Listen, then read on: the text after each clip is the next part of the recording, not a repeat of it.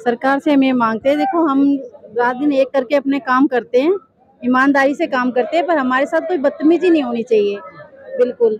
और ये आवाज़ जो मार पिटाई की उठाई है, ये इससे अच्छा है कि इन लोगों को पक्का करते जो रोड़ा ही खत्म हो जाए इस चीज़ का। इनके बारे में सोचो, ये क्या कि वो उधर काम नहीं किया, इधर काम नहीं किया, जो भी काम है उन पार्षद है जो अपने भी उनसे बोलो कि जो उनके नीचे काम करते हैं कि उनसे कंप्लेंट करो। ये क्या कर्मचारी को आके मारना है, उनकी कॉलर पकड़नी है, ये गलत बात है उनकी। इंडिया में आपका हार्दिक स्वागत है। मैं शंकर धीवा। एक बार फिर हम पहुंचे द्वारका सेक्टर 8 में। राजनगर पार्ट 2 के निगम पार्षद पूनम भारद्वाज के पति सुरेंद्र भारद्वाज पे कुछ कर्मचारी एमसीडी के उन्होंने इल्जाम लगाया कि अभद्र भाषा और गाली गलौज का प्रयोग किया गया। 3 दिन पहले हमने रिपोर्ट भी बनाई थी, उसके बाद निगम पार्षद प्रतिनिधि से बातचीत भी की थी, लेकिन अभी तक जो मैटर है वो सुलझा नहीं है। लिखित में दरखास्त दी गई है पुलिस थाने में, उसका भी अभी तक एफआईआर हुई नहीं, उसके बारे में बातचीत करेंगे। और आज बाहर से भी लोग जो धरना प्रदर्शन है उसका समर्थन करना है, तो हम जानेंगे कि आने वाले समय में रणनीति क्या रहेगी और कब तक ये धरना प्रदर्शन चलेगा। सर नमस्कार। नमस्कार सर। सर सबसे पहले कि अभी धरना प्रदर्शन चल रहा है पार्षद के प्रतिनिधि से जी जिन्होंने गाली गलौज का प्रयोग किया, महिलाओं के साथ अभद्र भाषा का प्रयोग किया, जी तो आप किस तरह देखते हैं? सबसे पहले तो आपके चैनल आपकी टीम का धन्यवाद करना चाहेंगे कि जो कोई भी सरकार ऊपर सत्तर पर बैठी है, जो अपने आप को देश का और क्षेत्र का मुखिया मानते हैं, वो गूंगी बहरी सरकार है, उनकी कानों तक आवाज पहुंचाने का जो कार्य आप मजदूर के बीच में आगे कर रहे हो, आपका तहे दिल से धन्यवाद करते हैं। तमाम दिल्ली के संगठनों की तरफ से, तमाम सफाई सैनिकों की तरफ से। और हम बताना चाहेंगे कि कुछ मनवादी सोच के लोग हैं यहाँ पे। जो दिल्ली सरकार में मुख्यमंत्री साहब है हमारे अरविंद केजरीवाल साहब, जब वो बनने से पहले उन्होंने वादा किया था इसी समाज के बीच में, यहाँ सबसे ज्यादा समाज सफाई सैनिक की पद में जो लगा है तो वाल्मीकि समाज से है। तो इस समाज के बीच में उसने वादा किया था कि जब मैं सीट पे आ जाऊंगा, मुख्यमंत्री बन जाऊंगा, तो सबसे पहले आप सफाई सैनिकों को पक्का करूंगा जो आज 25-30 साल के कच्चे कर्मचारी हैं। उसके बाद उन्होंने वादा किया था कि कोई समस्या नहीं आएगी। फिर अपनी बातों से मुकर गए, फिर कहने लगे निगम में मेरी सरकार आ जाएगी।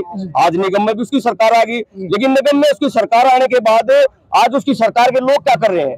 निगम पार्षद 134 वार्ड के अंदर पूनम भारद्वाज जी हैं, लेकिन तानाशाही उसके पति की चली हुई है। अब वो काम कराने का तरीका भी नहीं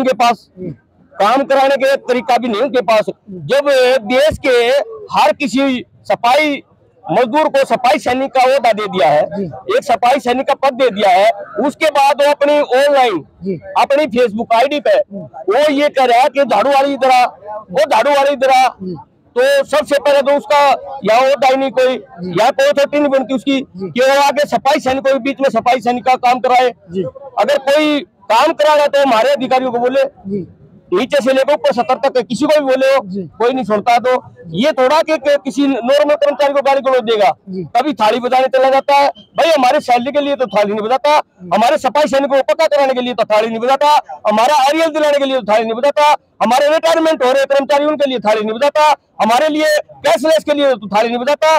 कभी तो गाली गलौज देता है, कभी सोशल मीडिया को लेके आप हर किसी आम आदमी से पूछ रहा है सफाई सैनिक आता है। जब सफाई सैनिक नहीं आता तो दिल्ली की सफाई कैसे होती है? जैसे एक बॉर्डर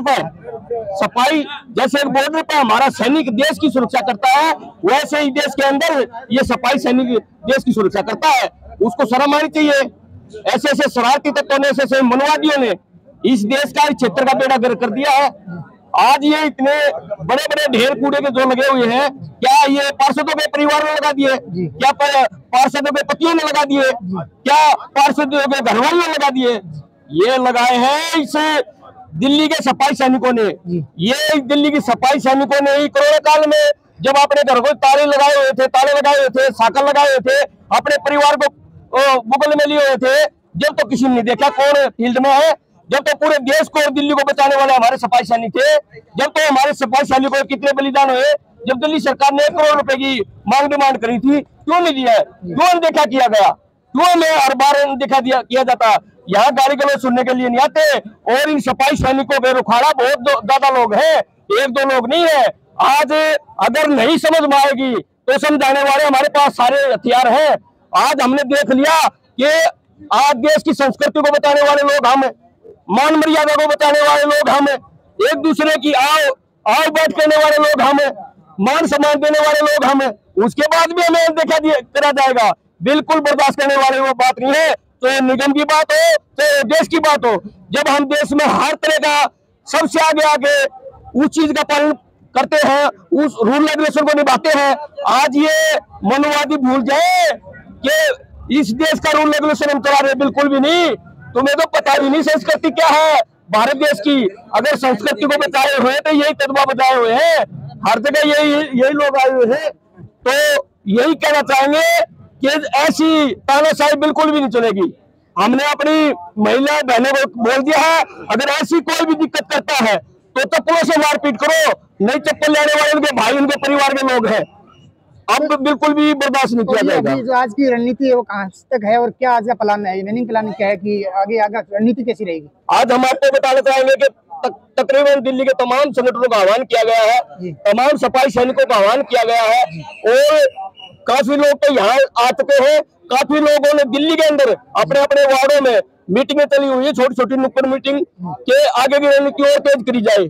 इस चीज को ये यहाँ वार्ड का नहीं है, 12 जोनों में भी किसी पार्टी का हो, हमें कोई लेना देना नहीं पार्टी से। जो देगा वो जिंदाबाद, जो नहीं देगा वो मुर्दाबाद। जो गलत करेगा वो मुर्दाबाद, जो सही करेगा वो जिंदाबाद। कोई भी पार्टी का हो, हम ये चाहते हैं 12 जोन में कोई ऐसी आगे मेरे सफाई सैनिक के साथ या मेरे निगम के अधिकारी के साथ ऐसी हरकत ना करे, ऐसी भाषा का प्रयोग ना करे। आप ये चाहते हो कि मान सम्मान मिलना चाहिए? बिल्कुल, मान सम्मान के लिए आते हैं, मान सम्मान को ठेस पहुंचाने के लिए नहीं आते। काम करते हैं हमारे लोग, क्या आज से पहली बार काम कर रहे हैं, पूरी जिंदगी बीत गई, हमारे लोग काफी रिटायर भी हो गए, काफी लोग शहीद भी हो गए हैं। काम करते करते तो आज यहाँ तक आ लिए, उसके बाद हमारे लोगों को निकम्मा बता रही है कि ये काम नहीं करते, फिर काम नहीं करते तो कौन काम करता है दिल्ली के अंदर? कौन क्षेत्र में काम करता है? कौन आपके वार्ड में काम करता है? कौन आपकी गली में काम करता है? तो ये तय बिल्कुल भी शांत नहीं किया जाएगा। आप चारों तरफ से हमारे लोग आ रहे हैं, तो हम आपके चैनल का भी धन्यवाद करते हैं। रणनीति सभी साथी आए हैं, जैसी भी होगी आगे की प्रतिक्रिया आपको बताई जाएगी।